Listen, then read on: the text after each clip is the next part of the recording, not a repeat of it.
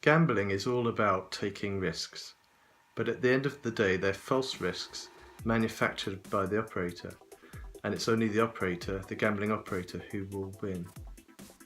I believe that gambling addiction is an attempt by the powers of darkness to distort something that's good in us, something that we're actually good at.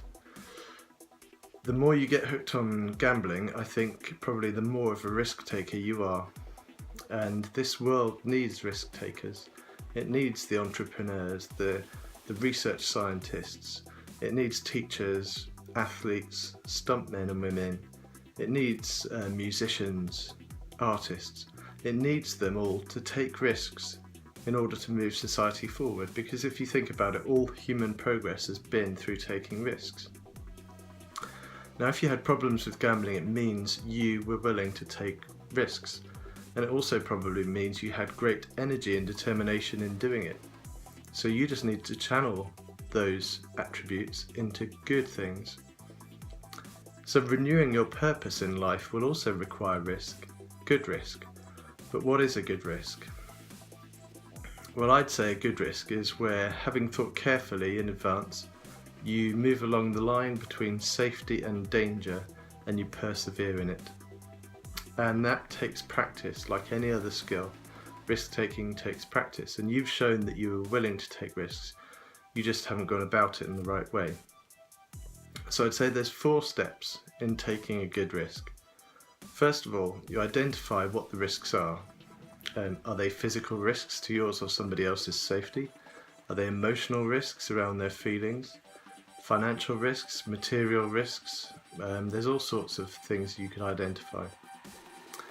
Then, secondly, you count the cost of taking that risk as against not taking it, as against standing still, or against taking a different course of action. So it's counting the costs against the benefits.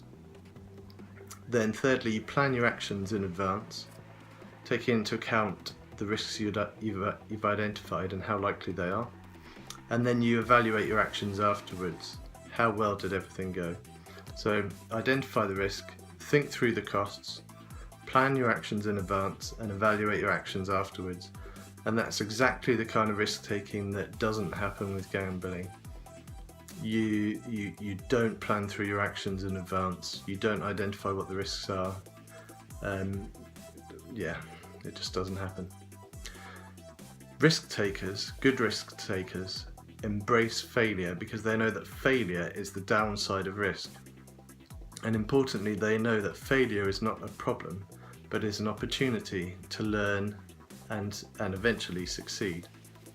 So you'll know when you're taking healthy risks, because you won't be scared of failure anymore. And if you fail in a risk, you're not going to try harder and harder to reclaim the situation, to rescue the situation. You'll be all right with failing. If you lose money in a business venture, then you won't throw good money after bad. So you need to think of yourself now as a risk taker.